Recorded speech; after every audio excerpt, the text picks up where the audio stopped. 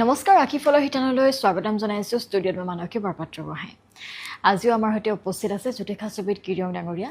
তেওঁৰ পৰা আমি ৰাখিফলৰ বিষয়ে জানিম, গ্ৰহগতি যাত্ৰাৰ বিষয়ে জানিম, লগতে আপোনাৰ সমস্যাৰ তেওঁ উত্তৰ দিবলৈ চেষ্টা কৰিব। একোটা বিশেষ বিষয় আজিও লৈ আহিছে, লগতে আপুনি পঠোৱা চিঠি এখনৰ উত্তৰ আজিও দিব। দাদা স্বাগতম জনাইছোঁ। ধন্যবাদ, নমস্কাৰ। প্ৰথমতে গ্ৰহগতিৰ বিষয়ে চাই লওঁ। হয়, আজিৰ গ্ৰহগতিসমূহ এনেধৰণৰ: বুধ, মংগল, শনি মীন ৰাশিত বহি আছে, ৰাহু কুম্ভ ৰাশিত বহি আছে। আজি ৰবি মেষ ৰাশিত, শুক্ৰ লগ্ন বহি আছে বৃষ ৰাশিত, বৃহস্পতি বহি আছে মিথুন ৰাশিত আৰু কেতু বহি আছে সিংহ ৰাশিত, চন্দ্ৰ কৰ্কট ৰাশিত বহি আছে। আজিৰ দিনটোত আপুনি যদি জন্মগ্ৰহণ কৰিছিলে, আপোনালৈ হেপ্পী বাৰ্থডে থাকিলে। আপোনাৰ ৰাশিচক্ৰ আৰু আজিৰ দিনটো ৰাশিচক্ৰ চালে এই বৰ্তমান বছৰটোত কিছু বাধা বিঘিনি থাকিব, খেলি মেলি যথেষ্ট আছে। গতিকে আপুনি এটা লাকি ষ্টোন ইউজ কৰিব পাৰে, সেয়া হ'ল এটা চন্দ্ৰকান্তমণি মুন ষ্টোন। এই ৰত্নটি আপুনি ৰূপত বনাই ৰিং ফিংগাৰ ধাৰণ কৰক। পাৰিলে বছৰটোত শিৱৰ আৰাধনা কৰক, সোমবাৰ দিনটো পালন কৰক। ধন্যবাদ। এতিয়া আহিছোঁ আজিৰ দিনটোৰ ৰাশিফললৈ। প্ৰথমতে কাপছ এণ্ড শ্বৰ্টছ দুখন কাৰ্ড ল'লোঁ, টেৰট কাৰ্ড, মেষ ৰাশিসকলৰ বাবে এৰিছ। আজি নিজকে যোগ্য ব্যক্তিৰূপে পৰিস্থিতি দিব পাৰিব। পুৰণি ৰোগৰ পৰা উপশম হ'ব। শিল্পকলা ভাস্কৰ্য আদিত দক্ষতা বৃদ্ধি পাব। প্ৰেমত শুভ ফল।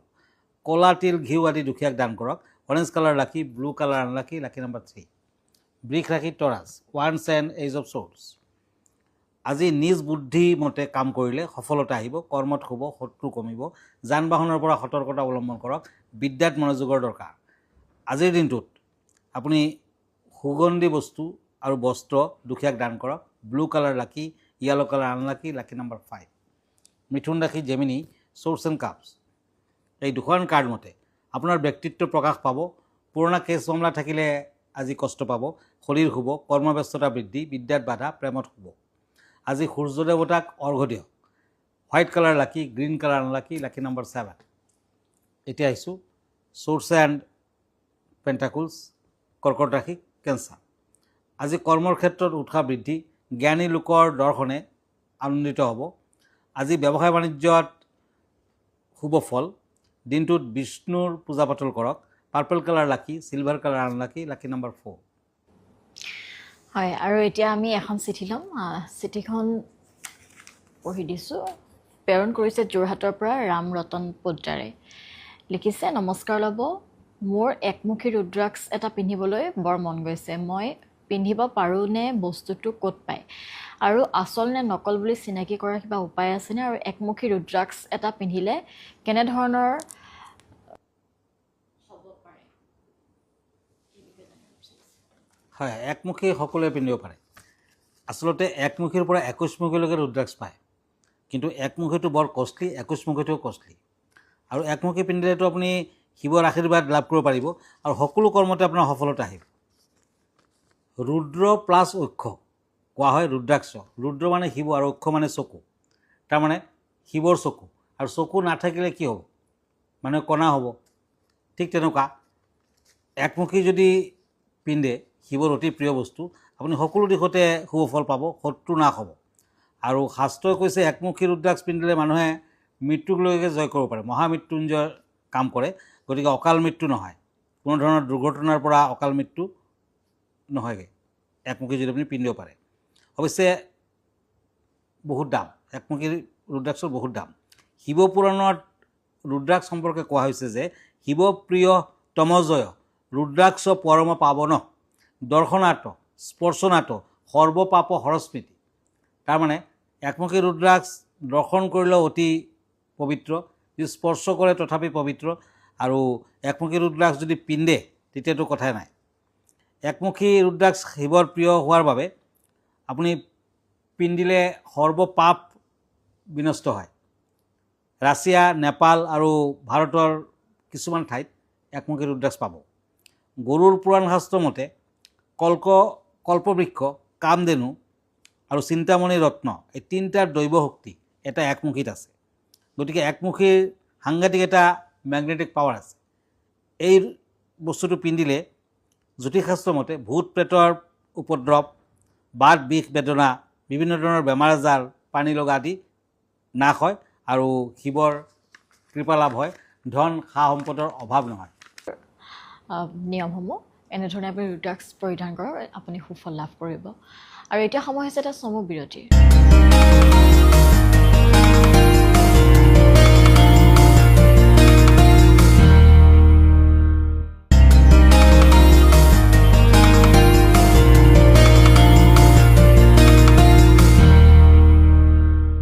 এটি বিৰতিৰ পাছত পুনৰ স্বাগতম জনাইছোঁ ৰাশিফলৰ শিতানৰ মাজলৈ, যিহেতু আজিও আমাৰ সৈতে উপস্থিত আছে জ্যোতিষাস্ত্ৰবিদ কিৰণ ডাঙৰীয়া।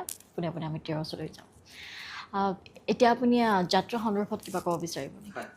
আজি 10 বহাগ, তিথি শুক্লা অষ্টমী, ধৃত যুগ। আজি কৰ্কট ৰাশি, বিপ্ৰবৰ্ণ, পুষ্যা নক্ষত্ৰ, দেৱগণ। আজিৰ দিনটো যাত্ৰা কিন্তু নাই, তিথি দুখ দেখা যায়। শুভকৰ্ম আছে, গৰ্ভাধান, দীক্ষা, আৰোগ্যস্থান, ক্ৰয় বিক্ৰয়, ঔষধকৰণ আদি। দিনটোত নাৰিকল খোৱা নিষেধ। এতিয়া আকৌ ৰাশিফললৈ গৈছোঁ। ওৱান্স এণ্ড কাপছ, সিংহ ৰাশি, লিঅ'। নতুন কৰ্মসংস্থাপনৰ যুগ, সামাজিক কামত শুভ। বিদ্যাৰ্থীসকলে ভবামতে ফল নাপায়। যান বাহনৰ পৰা দূৰত্ব বজাই ৰাখক। আজিৰ দিনটোত শনিৰ মন্ত্ৰ জপ কৰক। ক্ৰীম কালাৰ লাকি, orange colour unlucky, lucky number 2। কন্যা ৰাশি, পেণ্টাকুলছ এণ্ড কাপছ। এই দুখন কাৰ্ড মতে মনত দুশ্চিন্তা নানিব, অযথা ক্ষয় ক্ষতি হ'ব পাৰে। ব্যৱসায় বাণিজ্যৰ উন্নতি বৃদ্ধিৰ যুগ, শৰীৰ শুভ, প্ৰেমত সাৱধান থাকক। আজি শিৱলিংগত গাখীৰ, পানী, বেলপাত আদি অৰ্পণ কৰক, ভাল হ'ব। Pink colour lucky, golden colour unlucky, lucky number 1। Shorts and once, তুলা ৰাশি, লিব্ৰা। আজি যিকোনো কামতে পাৰদৰ্শিতা অৰ্জন কৰিব পাৰিব। চলা ফুৰাত সতৰ্কতা অৱলম্বন কৰক। আজি অচিনাকি ব্যক্তিৰ পৰা সাৱধান থাকক।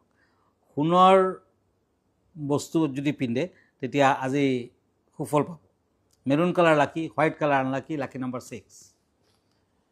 পেণ্টাকুলছ এণ্ড টেম্পাৰেন্স, বৃশ্চিক ৰাশি, স্কৰ্পিঅ'।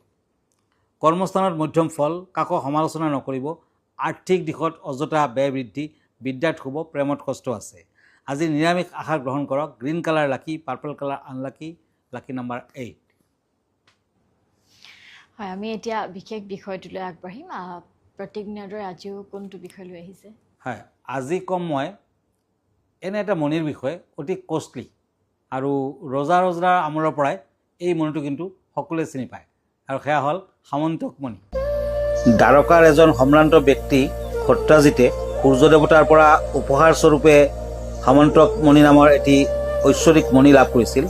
এই মণিটো আছিল অলৌকিক, যিয়ে প্ৰতিদিনে 8 ভাত, প্ৰায় 77 কেজি সোণ উৎপাদন কৰিছিল আৰু ৰাজ্যখনক সকলো প্ৰাকৃতিক দুৰ্যোগৰ পৰা ৰক্ষা কৰিছিল। কৃষ্ণই মণিটো যাদৱ ৰজা উগ্ৰসেনক অৰ্পণ কৰিবলৈ দিয়া পৰামৰ্শ সত্যজিতে নাকচ কৰি তেওঁৰ ভাতৃ প্ৰসেনজিতকে দিছিল। এদিন চিকাৰ কৰিবলৈ যাওঁতে এটা সিংহই প্ৰসেনজিতক হত্যা কৰি মণিটো লৈ যায়। পিছত ভালুকৰ ৰজা জাম্বৱানে, যি ৰামচন্দ্ৰৰ ভক্ত আছিলে, সিংহটোক হত্যা কৰি মণিটো নিজৰ গুহালৈ লৈ যায়। ইফালে দ্বাৰকাত সত্যজিতে মণিটোৰ বাবে কৃষ্ণই প্ৰসেনজিতক হত্যা কৰা বুলি মিছা অপবাদ দিয়ে। নিজৰ কলংক দূৰ কৰিবলৈ কৃষ্ণই অৰণ্যত মণিটোৰ সন্ধান কৰি অৱশেষত জাম্বৱানৰ গুহা বিচাৰি পায়। কৃষ্ণ আৰু জাম্বৱানৰ মাজত 28 দিন ধৰি যুদ্ধ চলে। অৱশেষত কৃষ্ণই যে তেওঁৰ আৰাধ্য প্ৰভু ৰামৰ অৱতাৰ সেয়া উপলব্ধি কৰি জাম্বৱানে আত্মসমৰ্পণ কৰে। তেওঁ কৃষ্ণক মণিটো আৰু নিজ কন্যা জাম্বৱতীক বিবাহৰ বাবে অৰ্পণ কৰে। কৃষ্ণই দ্বাৰকালৈ ঘূৰি আহি সত্যজিতক মণিটো প্ৰদান কৰি নিজৰ নিৰ্দোষিতা প্ৰমাণ কৰে। নিজৰ মিছা অভিযোগৰ বাবে অনুতপ্ত হৈ সত্যজিতে কৃষ্ণক মণিটো আৰু নিজ কন্যা সত্যভামাক বিবাহৰ বাবে আগবঢ়ায়। কৃষ্ণই সত্যভামাক পত্নী হিচাপে গ্ৰহণ কৰে যদিও মণিটো সত্যজিতক উভতাই দিয়ে আৰু এইদৰে তেওঁৰ সন্মান পুনৰুদ্ধাৰ হয়। আৰু এয়া আছিল আজিৰ বিশেষ বিষয়টো। এতিয়া আমি আগবাঢ়িম পৰৱৰ্তী ৰাশিফলকেইটালৈ। হয়, ধনু ৰাশি, শ্বৰ্টছ এণ্ড কাপছ, ছেক্ৰেটাৰিয়াছ। আজি প্ৰভাৱ বিস্তাৰ কৰাৰ সুযোগ পাব। অৰ্থ লাভৰ যুগ, ভ্ৰমণত শুভ। বন্ধুৰ প্ৰভাৱে অধিক আনন্দিত কৰিব, প্ৰেমত উৎসাহ। আজি ঘেঁহু দান কৰক। Yellow colour lucky, silver colour unlucky, lucky number 9। ওৱান্স এণ্ড পেণ্টাকুলছ, মকৰ ৰাশি, কেপ্ৰিকৰ্ণ। ব্যৱসায় বাণিজ্যত লাভৱান হ'ব পাৰিব। যান বাহনৰ পৰা আজি কিছু ক্ষয় ক্ষতি, শৰীৰৰ প্ৰতি লক্ষ্য ৰাখক, মাতৃৰ শুভ। আজি গমাতাক ৰুটি খাবলৈ দিয়ক, ভাল হ'ব। Golden colour lucky, blue colour unlucky, lucky number 8। এতিয়া আহিছোঁ কাপছ এণ্ড হেংমেন, কুম্ভ ৰাশি, একুৰিয়াছ। সামাজিক স্থিতি উন্নতি হ'ব, উন্নত দেখাই আছে। আজি পুৰণা বিশেষ কষ্ট দিব পাৰে। সন্তানৰ প্ৰতি লক্ষ্য ৰাখক, চলা ফুৰাত সাৱধান হওক, বিদ্যাত শুভ ফল।